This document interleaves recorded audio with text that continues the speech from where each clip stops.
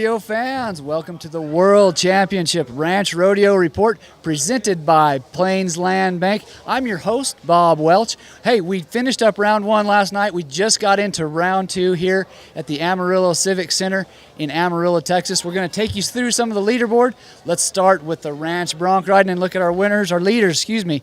We got a tie, Hat Creek Cattle and Jolly Ranch / S&L coming in with 82 points. EC Cattle and Mule Creek comes in third with an 80. We'll move on to Stray Gathering now, where we got the Mule Shoe Ranch and Hatchet Ranch with the 46.01 tonight. Southwest Livestock coming in second with the 47.12. Gibbs Cattle and H Cross at 52.28 rounds out the top three. We will move now to the team pinning. Blackmore Ranch Rail 3 with a smoking 39.76 run. Second came in Wilson Cattle Company, former champion here. And then in third place, we had Sooner Cattle Company. They won the first round, and they did not slack off in the second round. We will move now to the Wild Cow Milking. We got Smith Cattle Company coming in first, Beechner Brothers and Mill Creek coming in second, and Tongue River Ranch at 43.85 rounds out the top three. Now we'll take a quick look at the branding. Dinwiddie Cattle Company got on the board with a 36.78. Lonesome Pine Ranch 37.33. And Broken Spear Boys, 39.42, round out the top three. Hey, I am joined by D. Oles of the Blackmore Ranch and Rail 3. Now, D, I want you, first of all, to tell me about your first round. It started off a little rough, but, man, this second round, y'all kind of came after him. Tell me a little bit about strategy. It was rough. We tried to come back and let it all hang out, and it was. The first round was rough. Yeah. Well, you made up for it in pretty short order in the pinning. I think we've got some video here that Ryder can show us. It was a 39.76. So just tell us what your approach is here as you're coming in and your strategy, and tell us what happens. Well, we kind of knew the number before we went in, so I went in looking for what I had, and I seen both the number 12 on the outside and the number 12 kind of in the middle, so I figured I'd get them both on the outside together and just peel them out. Right there.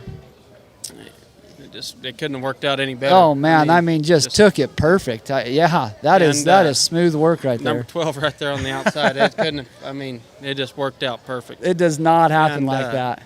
When we got down to the bottom, we seen everybody kind of rushing them, so we figured we'd just slow down. Knew we had plenty of time. Just let them walk in. Yep. No, that's the way to do it. Sometimes you mash on them too much. You mash them right past the opening, huh? Yep. Yeah.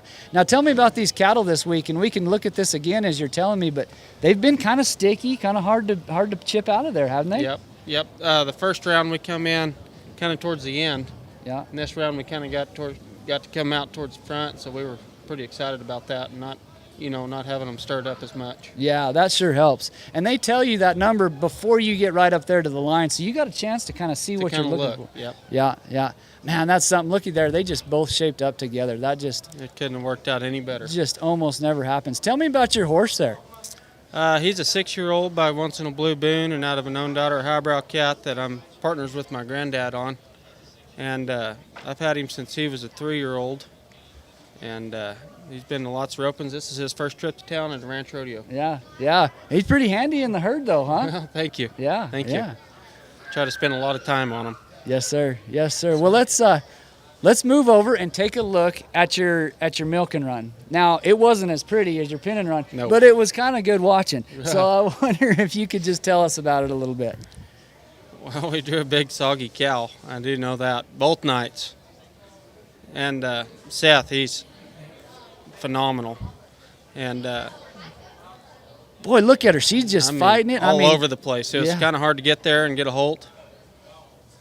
And there's Chase, you just took a shot there, right? That was Chase. He's our bronc rider, and I mean, he is gritty. He's a little bulldog. He don't slow down. Look at that.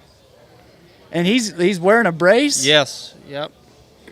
He tore his ACL and meniscus. Nothing there. Oh man. Well, there is no quit. Look at that boy. He is a little bulldog. Is he biting that cow's bottom lip? I think so. Probably. And you're milking. It is hard to milk a cow when she's moving. Especially when you're 6'3". Right. Look at that. Yeah. But they are a pretty tight bag. I think when you get a shot, it comes, doesn't it? Yes, sir. Yeah, it's the first time I'd ever milked one. Is that right? And the rodeo. Okay. Yeah. Yeah. So. And there, you could tell you had the milk you needed. You're right there at the circle. Yes, sir. That was our game plan to begin with. Try to get as close as we could. Yep. Yep. Oh, she's still on the fight. A lot of these cows have been on the fight this week, Yes. haven't they? They Yes. sure have. They Yep. sure have. Yeah.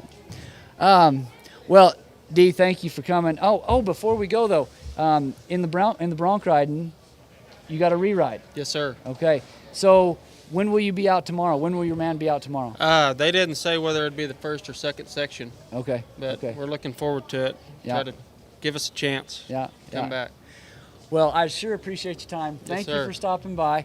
Y'all, if you want to watch the Blackmore Ranch in the second go of the bronc riding, you're going to have to tune in tomorrow. Get on Ride TV, stream that last performance. This is our championship performance tomorrow. So you got to make sure that you get Ride TV and get to streaming it.